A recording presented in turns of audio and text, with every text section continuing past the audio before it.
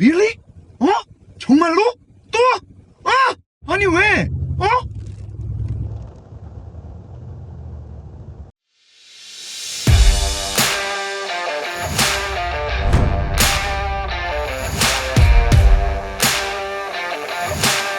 자, 여러분 안녕하십니까, 모토라인입니다. G바겐입니다. 신형 리뷰하기 전에 구형 한번 가지고 와봤습니다. G63AMG 16년식이에요. 지금 현재 팔리고 있는 신형이 나온 그 G바겐의 바로 전 63AMG 버전의 G바겐 소리 한번 들어볼까요?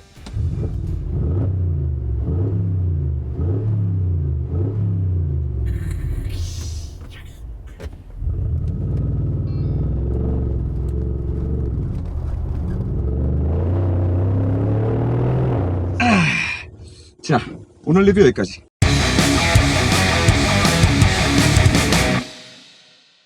자, 이 G바겐이라는 차는 자동차 매니아들 사이에서도 그 의견이 굉장히 분분하게 갈리는 차인 것 같습니다.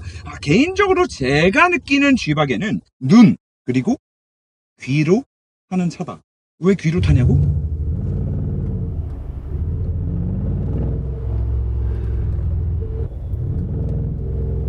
들어보세요. 귀로 타는 차라는 소리가 안 나오게 생겼나? 정말 많은 8기통 차량들 중에서도 이 G바겐에 들어가 있는 이 5500cc V8 AMG 엔진만큼 이렇게 더러우면서도 멋진 사운드를 만들어내는 엔진이 또 있었나? 도대체 또 존재하나 싶을 정도로 이 지금 W463 초기형 모델의 63AMG 버전의 G바겐, 지금 완전히 풀모델 체인지가 돼서 신형이 나온 그 G바겐의 바로 전 G바겐, 지금 이 녀석이 이 8기통 배기 사운드를 정말 가장 정말 이 배기 사운드를 좋아하는 사람들의 감성을 자극할 수 있는 그런 소리가 아닌가 싶습니다. 한 가지 신기한 건 지금 이 녀석이 판매되고 있을 당시 2016년식인데 2016년 당시에 다른 모든 63AMG 라인, 벤츠에서 판매되는 다른 모든 63AMG 라인들은 지금 신형 G바겐 63AMG에도 들어가는 M176, M177 엔진, 그 AMG GTS에도 들어가고 S63에도 들어가는 그 8기통 4000cc 그 엔진이 다 들어가고 있을 때였는데, 이상하게 벤츠에서 그때 당시에 이 G바겐 G63AMG 모델에만 기존에 사용하던 5500cc 트윈터보 8기통 엔진을 그대로 사용했단 말이죠. 그리고 여기서 한 가지 확실한 건 적어도 이 배기 사운드에 있어서만큼은 지금 여기 들어가 있는 5500cc짜리 AMG 엔진, 이 구형 엔진이 지금 신형 G바겐에도 들어가는 그 8기통 4000cc 엔진을 능가한다고 봅니다. 물론 뭐 이 소리라는 게 말로 표현하기 굉장히 힘들지만 그냥 간단하게 표현하면 아까도 말씀드렸지만 현재 63AMG 모든 라인업에 들어가는 그 4000cc 8기통 엔진은 물론 8기통의 그런 멋스러운 소리를 내어주기는 하지만 지금 얘처럼 이렇게 저속에서 완전 저RPM에서까지 이 더러운 소리를 굉장히 좀 더러운 소리를 선명하게 들어보세요.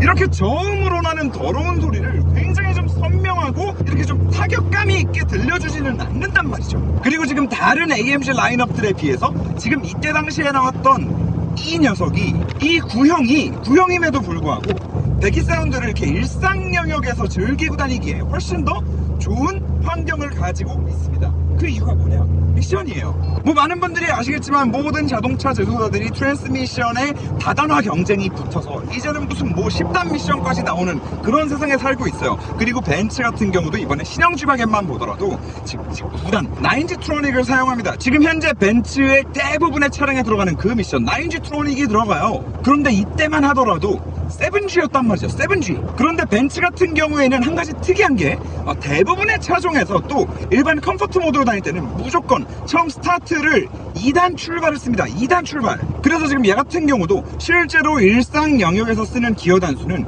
2, 3, 4, 5, 6, 7 딱 6개밖에 없는 거예요. 그런데 제가 전에도 말씀드렸지만 뭐 9단 미션, 10단 미션 이렇게 되면서 무슨 뭐 시속 200km로 달리고 있는데도 RPM을 1500으로 유지할 수 있을 정도로 이거를 계속 고속 기어를 늘려나가는 게 아니라 시속 100km 밑에 있는 이 저속 구간의 기어 단수를 가면 갈수록 쪼개 놓는 거란 말이에요. 빨리빨리 변속하라고, RPM 높게 쓰지 말라고, 최대 토크가 나오는 영역에서만 노르라고 단수를 자꾸 쪼개놓는단 말이에요. 그런데 그렇게 어쩔 수 없이 원래 있던 구간의 단수를 막 쪼개놔버리면 뭐 당연한 얘기지만 RPM이 올라가는 속도 자체도 굉장히 빨라요. 2단 올라가면 또 금방 3단이고 금방 4단이고 금방 5단이야. 차가 토크로 쭉 밀고 나가면서 2단을 길게 쓰고 3단을 또 길게 쓰고, 그리고 그렇게 됨으로 인해서 우리는 배기음을 느낄 새도 없이 계속 락 계속 이런 소리만 들어야 된단 말이죠. 물론 뭐 그렇게 엄청 쪼개놓고도 굉장히 똑똑하게 움직이고 변속 충격도 없고 부드럽다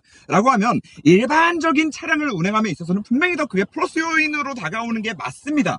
그런데 얘는 귀로 타는 차잖아요. 귀로. 자, 그래서 출발할 때 2단으로 출발을 하면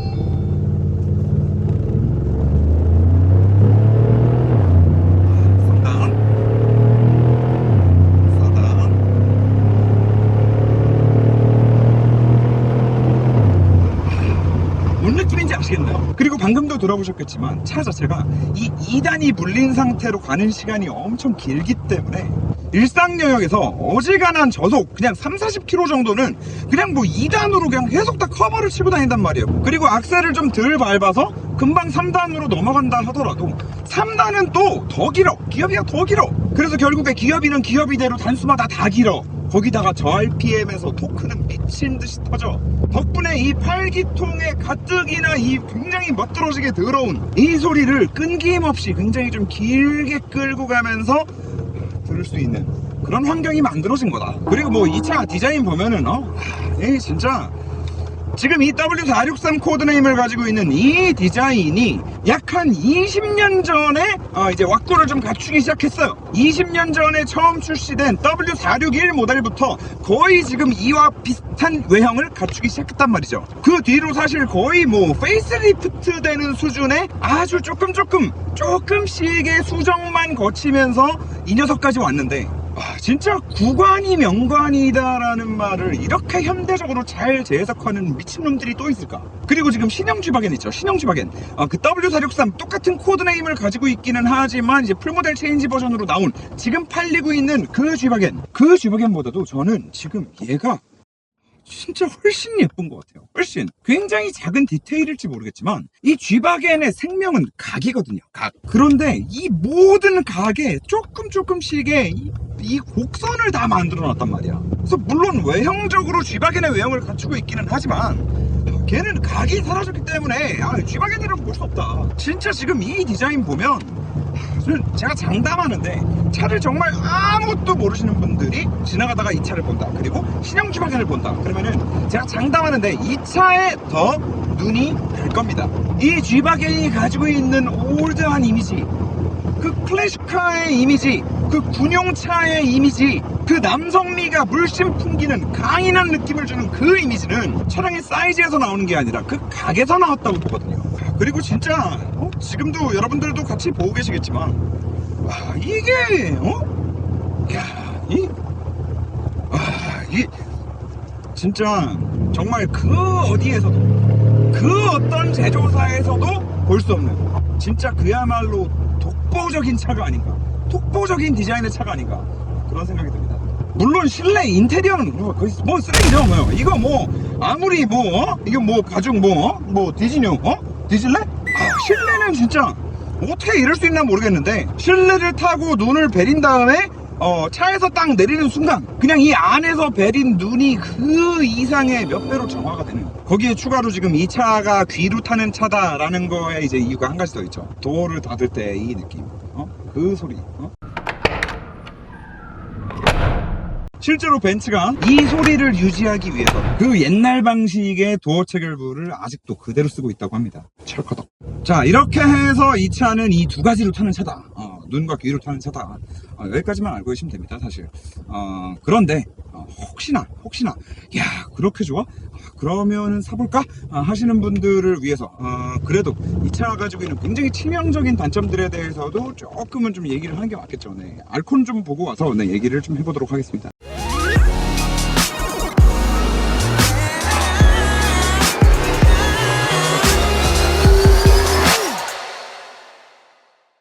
자, 여기서 뜬금없이 국산차 얘기를 잠깐 해야 되는데, 그 렉스턴 타시는 분들이 렉스턴을 이렇게 감싸 안아주면서 렉스턴을 항상 이제 포장할 때 사용하는 말이 있습니다.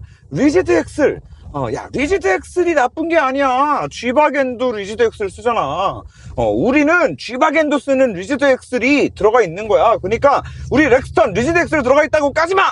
이렇게 말씀하신단 말입니다. 그런데 굉장히 안타깝게도 네, 이 리지드 엑스를 아직까지도 이 전후륜에 다 쓰고 있는 이 G바겐이 개 정신병자 또라이인 거지.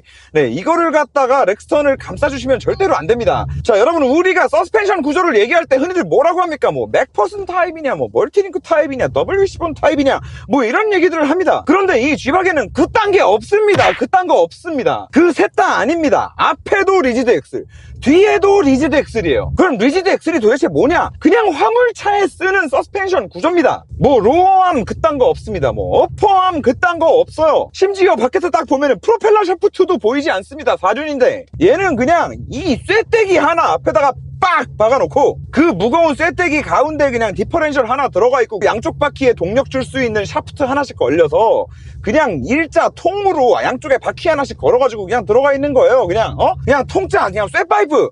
그럼 생각을 해보자고요. 우리가 뭐 그 토션빔만 하더라도 승차감이 더럽네 어쩌네 하는데 얘는 뭐 오죽하겠냐고. 그러면 그리고 가끔씩 그 여자분들이 특히나 그 아이들 엄마들이 G바겐 사고 싶어 하시는 분들이 많아요.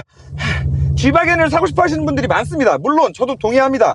특히나 여자분들이 타고 다녔을 때 그 여자분들의 그 좀 여리여리하고 호리호리한 그 이미지와 너무나 상반되는 이 차의 이미지 때문에 더욱더 간지가 진짜 장렬하는, 더욱 포스가 장렬하는 네, 그 이미지가 뭔지는 저도 잘 알고 있습니다. 그런데 절대로 이 차에 아이들을 태우고 다니신다거나 그래도 G바겐이고 그래도 벤츠인데 그래도 AMG인데 승차감이 나빠봤자 얼마나 나쁘겠어 라고 생각하시면 큰일 납니다. 반드시 타보시기 바랍니다. 만약에 이 차를 타고 장거리 운전을 한다, 그날 운전한 사람 그리고 옆에 동승한 사람 뒷자리에 타 있는 사람들까지 전부 다 그 여행에 가서 도착한 날은 다 같이 일단 알아 누워야 됩니다. 그리고 허리 디스크 끼가 조금이라도 있으신 분들 절대로 이 차 타시면 안 됩니다. 아주 작은 요철 하나 절대 하나도 놓치는 일이 없이 차 안으로 곱하기 한 5배쯤 해가지고 충격을 전달해줍니다. 방지턱 네, 그냥 뭐 간단하게 생각하시면 됩니다. 사람이 이렇게 양팔을 벌리고 있는데 누가 와가지고 오른팔을 빡 치고 갔어요. 그럼 왼팔까지 충격이 그대로 전달되진 않잖아요. 일단 팔목 관절을 거치면서 충격이 흡수되면서 여기가 꺾여주면서 그리고 또 팔꿈치 관절에서 한 번 또 흡수가 되면서 여기 근육들이 또 충격을 흡수를 하면서 어깨에서 한 번 또 거치고 머리를 거치고 반대쪽 어깨, 반대쪽 팔까지 가면서 대부분의 충격들은 다 흡수가 된단 말입니다. 그런데 우리가 쇠파이프 하나 갖다 놓고 쇠파이프 한쪽을 빵 때리면 반대쪽이 어떻게 됩니까? 그냥 그대로 수직으로 이렇게 뜨겠죠.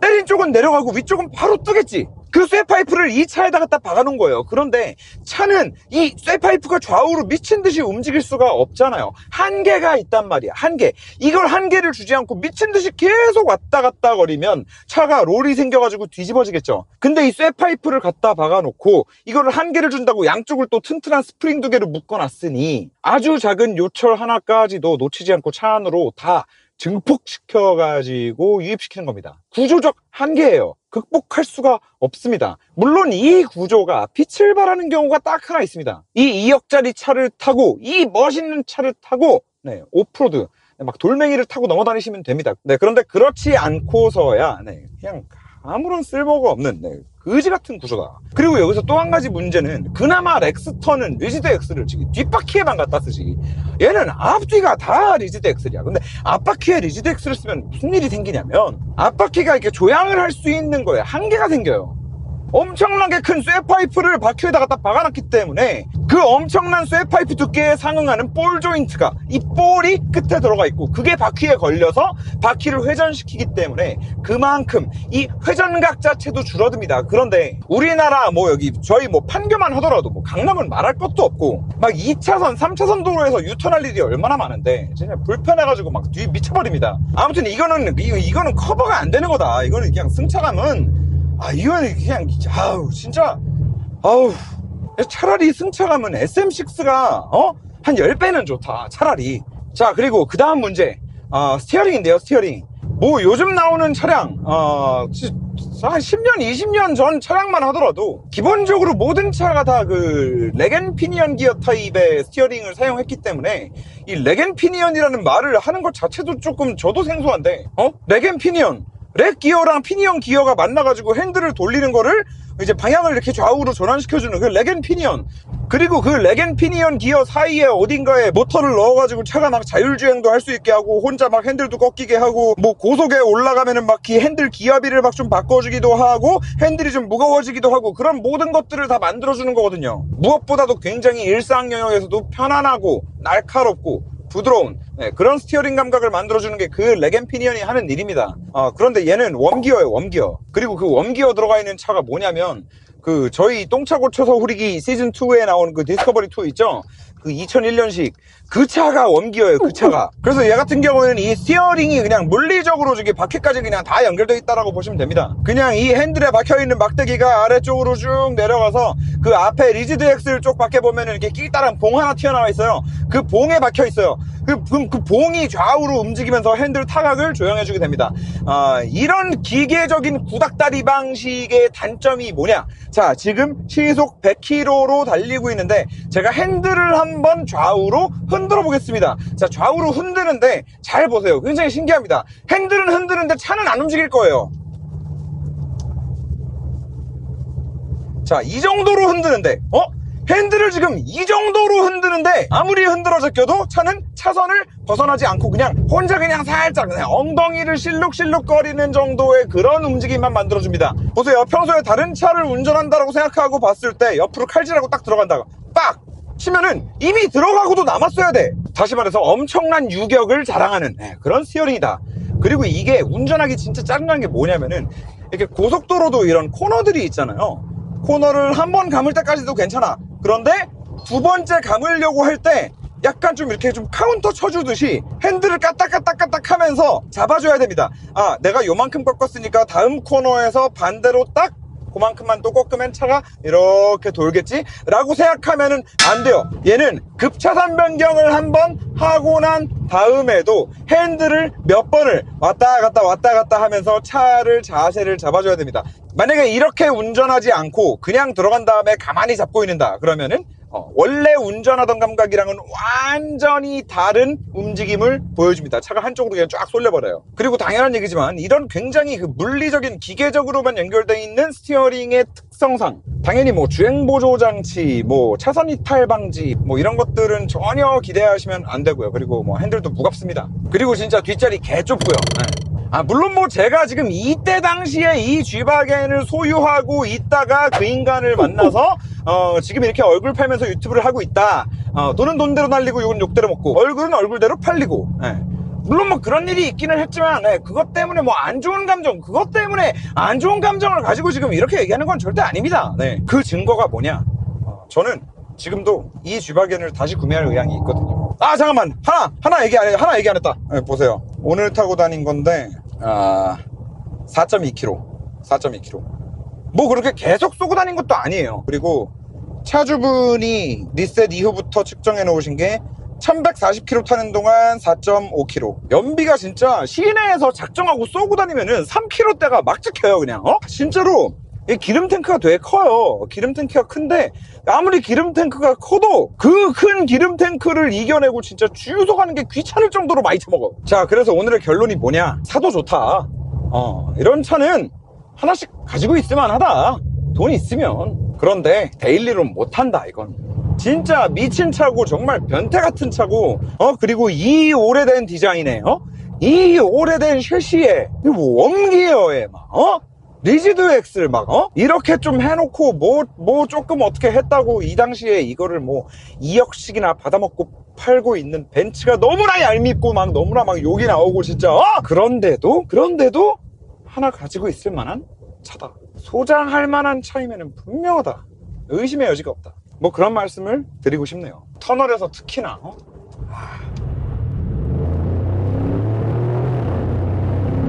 맞다. 그리고 깜빡하고 말씀 안 드린 게 있는데 이 차의 트랜스미션 뭐 당연히 AMG니까 얘도 MCT 그 벤츠에서 사용하는 멀티 클러치 뭐 듀얼 클러치 미션이 들어가 있겠지 뭐 이렇게 생각하시는 분들이 있으신 것 같더라고요. 인터넷 좀 보다 보니까. 그런데 얘는 그 다른 AMG 라인들에 들어가는 DCT 그 MCT 미션이 들어가면 내구성이 안 나온다고 합니다. 못 버틴다고 합니다.